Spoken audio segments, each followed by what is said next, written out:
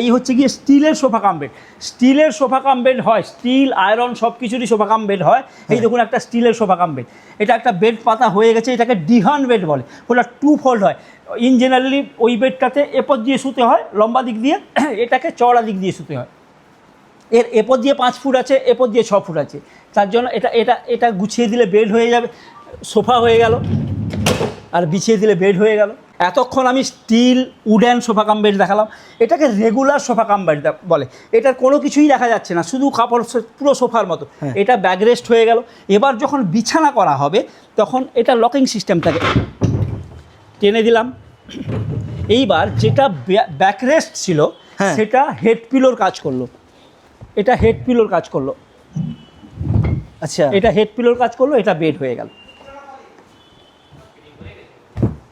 এই দেখুন এর সাইজও কেমন রয়েছে? এই একই সাইজ রয়েছে, এটা 5 ফুট চওড়া আছে আর 6 ফুট 2 ইঞ্চি 3 ইঞ্চি লম্বা হয় এটা।